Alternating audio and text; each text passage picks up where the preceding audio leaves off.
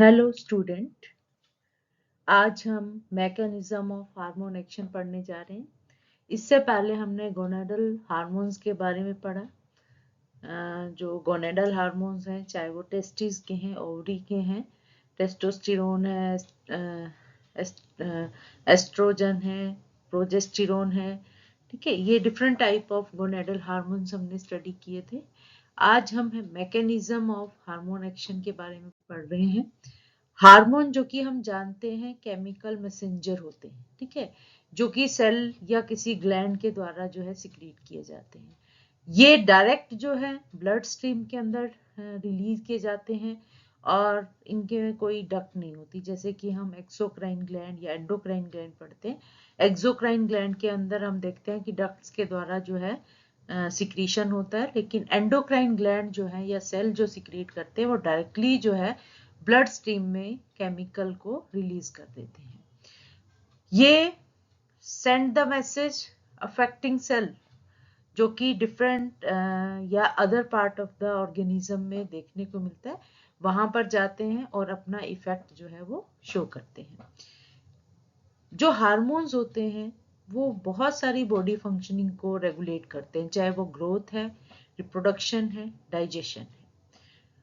अगर इनकी chemical composition देखते हैं तो नॉर्मली जो है हम टू टाइप के हार्मोन देखते हैं, प्रोटीन हार्मोन्स, स्टेरॉयड हार्मोन्स।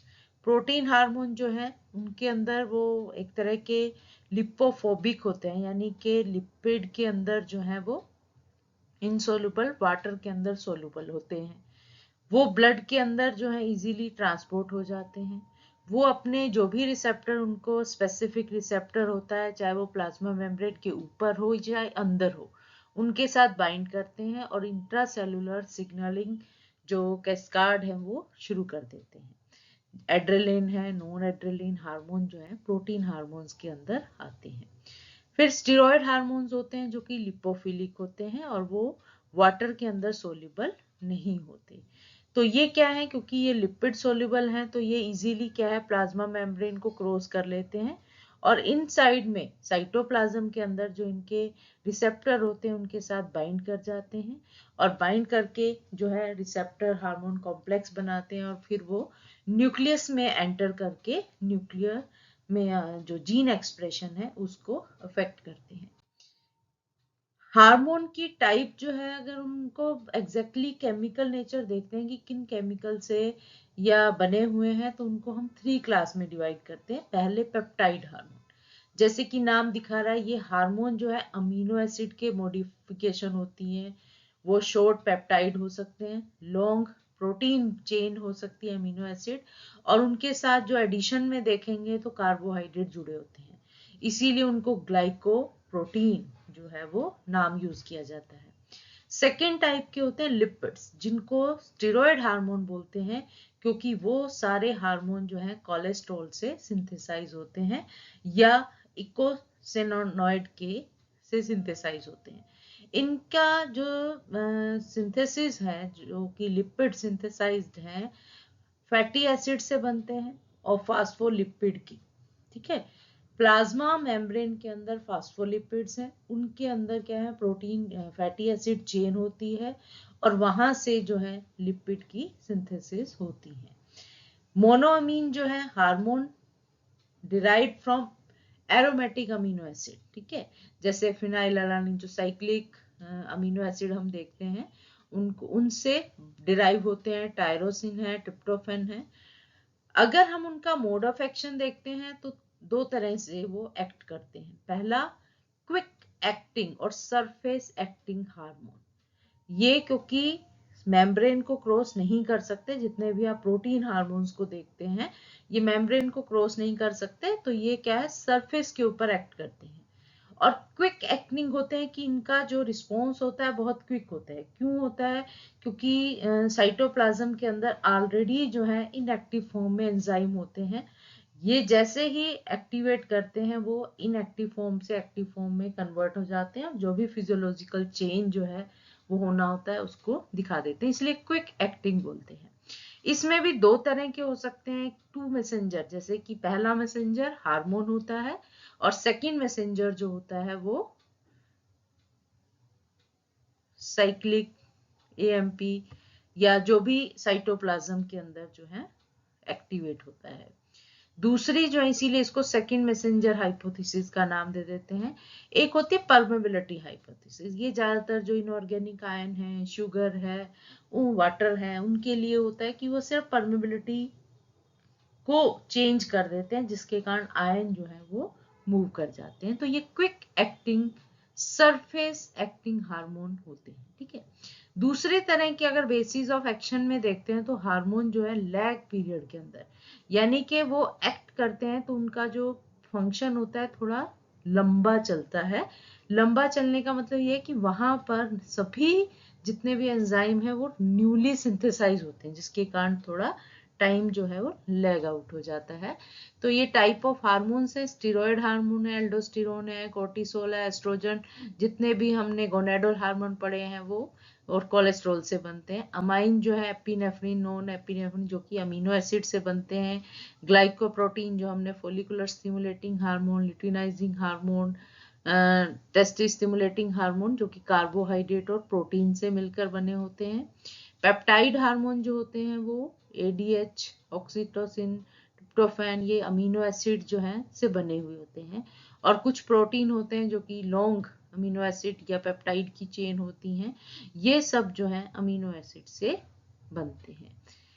अब आता है हार्मोन के रिसेप्टर, क्योंकि हार्मोन जो है वो डायरेक्ट एक्शन नहीं कर सकते, उनको एक रिसेप्टर की रिक्वायरमेंट होती है, जिस रिसेप्टर के ऊपर ये बाइंड करते हैं। तो रिसेप्टर जो है वो भी प्रोटीन के मॉलिक्यूल होते हैं, लेकिन हर एक हार्मोन का एक स्पेसिफिक रिसेप्टर होता है, जो कि सेल मेम्ब्रेन के ऊपर भी हो सकता है और इनसाइड द साइटोप्लाज्म भी हो सकता है। अगर उनका स्ट्रक्चर देखते हैं तो रिसेप्टर को हम दो तरह के देखते हैं, इंटरनल रिसेप्टर, एक्सटर्नल। जैसे अब नाम से आप बड़ी इजीली जो है डिफरेंशिएट कर पाएंगे। इंटरनल रिसेप्टर जो है वो स्टेरॉयड हार्मोन के रिसेप्टर होते हैं, और वो आइदर या तो न्यूक्लियर या साइटोप्लाज्म के अंदर देखने को मिलते हैं। न्यूक्लियर रिसेप्टर जो है न्यूक्लियर मेम्ब्रेन के ऊपर होते हैं, और साइटोप्लाज्मिक रिसेप्टर जो है वो साइटोप्लाज्म के अंदर मिलते हैं। एक्सटर्नल रिसेप्टर है, ये प्रोटीन हार्मोन्स के रिसेप्टर होते हैं, और ये ट्रांस मेम्ब्रेन रिसेप्टर है, यानी कि मेम्ब्रेन के अंदर जो फास्फोलिपिड की लेयर है वहां पर प्रेजेंट होते हैं, और जो लिपिड लेयर है प्लाज्मा मेम्ब्रेन की उसके अंदर एम्बेडेड होते हैं, ठीक है। रिसेप्टर की रेगुलेशन के अगर देखते हैं तो कुछ जो है नेगेटिव रेगुलेशन करते हैं, यानी कि down regulation, decrease the number of receptor, कि हार्मोन की सिंथेसिस ज्यादा हो गई, उसने नेगेटिव जो है वो रेगुलेशन डाला, जिसके कारण रिसेप्टर जो है वो कम हो गए। तो रिसेप्टर कम होने से इफेक्ट जो है वो कम हो जाता है। पॉजिटिव जो अप रेगुलेशन करते हैं रिसेप्टर, उनके नंबर जो है वो इंक्रीज हो जाते हैं ऑन एक्टिवेशन। तो रिसेप्टर इंटरनल हो सकते हैं, एक्सटर्नल हो सकते हैं।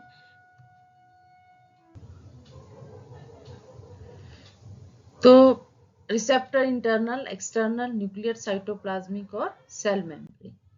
प्रिंसिपल हार्मोन एक्शन बहुत ही इंपॉर्टेंट है, जो कि हमारे सिलेबस में भी है।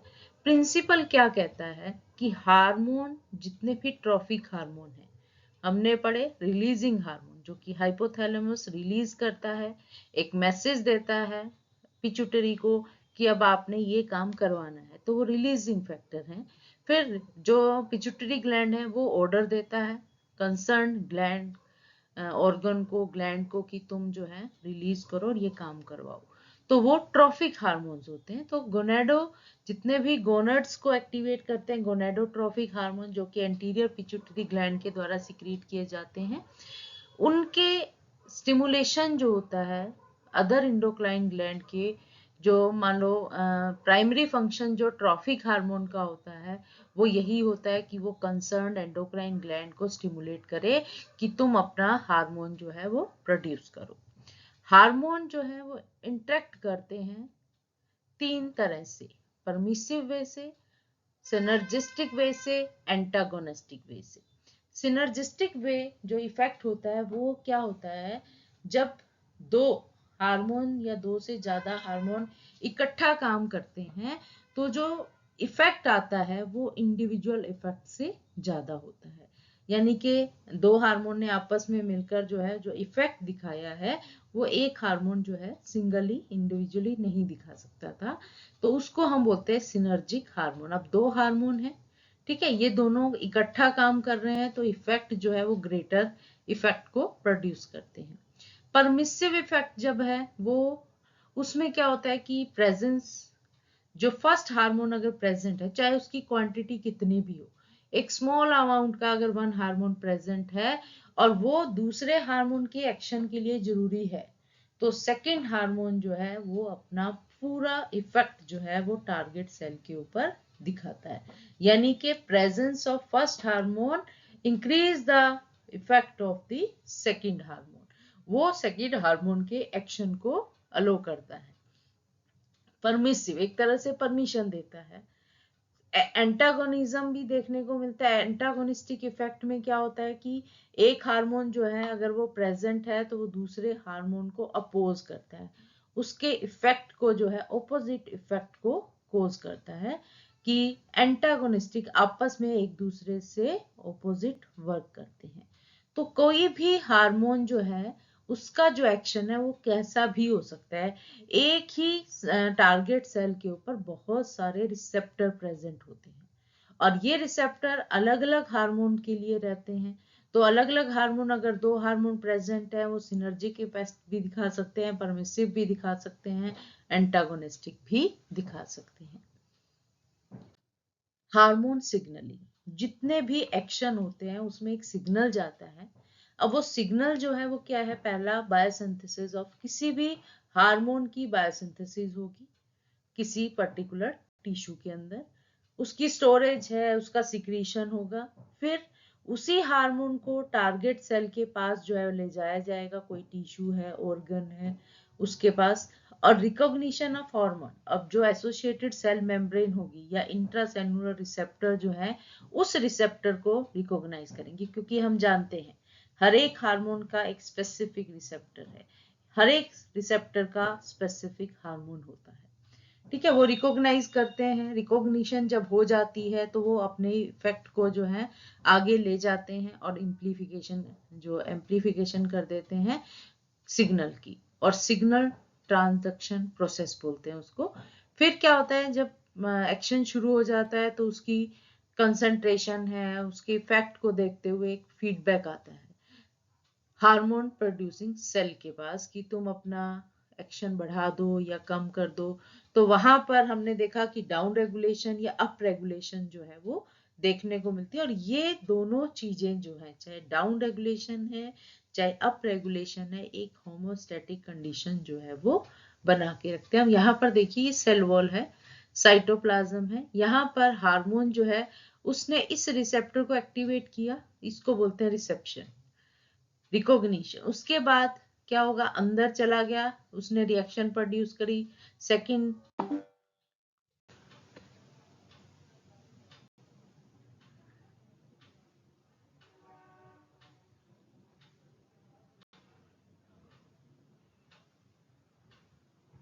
सेकंड मैसेंजर जो है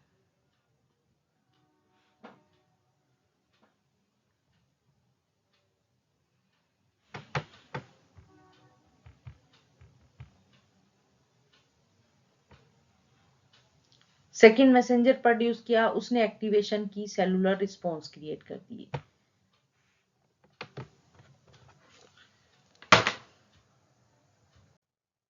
अब मैकेनिज्म ऑफ एक्शन हुआ, कैसे होता है मैकेनिज्म ऑफ एक्शन, हमने देखा प्रोटीन हार्मोन अलग तरह से एक्ट करते हैं और जो स्टेरॉयड हार्मोन्स होते हैं उनका एक्शन जो है वो अलग रहता है। अब यहाँ पर आप देखेंगे कि 2 मैसेंजर या सेकंड मैसेंजर हाइपोथेसिस होती है, जिसमें हार्मोन जो है अपना इफेक्ट जो है टारगेट टिश्यू के साथ जो है वो करते हैं और उनका होता है बाइंडिंग टू रिसेप्टर। हार्मोन का पहला काम है अपने कंसर्न स्पेसिफिक रिसेप्टर के साथ जुड़ना। उसके बाद ये जो रिसेप्टर हैं ये एक्स्ट्रा सेलुलर हो सकते हैं या सरफेस रिसेप्टर हो सकते हैं, कि ये सेल मेम्ब्रेन के ऊपर, आप ये देख पा रहे हैं, ये सेल मेम्ब्रेन के ऊपर है, ठीक है। और ये जी प्रोटीन हो सकते हैं, एडिनाइल साइक्लेज हो सकते हैं, ठीक है। जैसे कि ये जी प्रोटीन दिख रहा है, ये एडिनाइल साइक्लेज आप देख पा रहे हैं। जी प्रोटीन जो है वो जीडीपी से जुड़े होते हैं, गुएनोसिन डाइफास्फेट के साथ। हार्मोन जो है, जो भी हार्मोन यहाँ पर जुड़ेगा वो फर्स्ट मैसेंजर का काम करेगा, सीधी सी बात है। और यही जो है ये डायरेक्ट जो है इस मेम्ब्रेन को क्रॉस नहीं कर सकता, तो उसको क्या है, हेल्प होगी रिसेप्टर की, वो इस रिसेप्टर के साथ जुड़ेगा और मैकेनिज्म जो उसका मेटाबॉलिज्म को कंट्रोल करने का मैकेनिज्म है उसको आगे ले जाएगा। अब यहाँ पर हार्मोन जैसे ही रिसेप्टर से जुड़ेगा, सेकेंडरी जो सेकंड मैसेंजर है वो उस मैसेज को, हार्मोन के मैसेज को इनसाइड ले जाएगा और रिएक्शन जो है वो परफॉर्म करेगा। हार्मोन कॉम्प्लेक्स बनाता है रिसेप्टर प्रोटीन के साथ, जिसके कारण चेंज आ जाता है शेप में, और ये जी प्रोटीन के साथ जो है एक्टिवेट कर देता है और उस जीडीपी को जीटीपी में कन्वर्ट कर देता है। अब ये जो प्रोटीन एक्टिवेट हुए, ये एडिनाइल साइक्लेज को एक्टिवेट कर देते हैं और उसके एटीपी को साइक्लिक एएमपी में कन्वर्ट कर देते हैं, 2 फॉस्फेट मॉलिक्यूल जो है वो रिलीज होते हैं, तो साइक्लिक एडिनोसिन मोनोफॉस्फेट। अब ये सेकंड मैसेंजर जो है, जो कि साइक्लिक एएमपी है, कैल्शियम आयन है, आईपी3 जो है वो हो सकते हैं। साइक्लिक एएमपी जो है फर्दर काइनेज एक्टिविटीज को जो है ट्रिगर करता है। ये सब जो है इनएक्टिव फॉर्म में एंजाइम प्रेजेंट होते हैं, इनको एक्टिवेट कर देता है, जिसके कारण उनका सिक्रीशन, आयन चैनल चेंज हो जाते हैं, ठीक है। और ये बायोकेमिकल चेंज जो है लास्ट में फिजियोलॉजिकल या डेवलपमेंटल इफेक्ट को दिखाते हैं। हार्मोन जो है required in a very small amount in single activated molecule. इनकी जो अमाउंट की रिक्वायरमेंट है, हार्मोन हमें कोई ज्यादा अमाउंट में नहीं चाहिए, थोड़ी सी अमाउंट में अगर हार्मोन प्रेजेंट है तो ये पूरी साइकिल को जो है, चाहे वो साइक्लिक एएमपी है या साइक्लिक एम्प्लीफिकेशन है, उसको ट्रिगर कर देता है।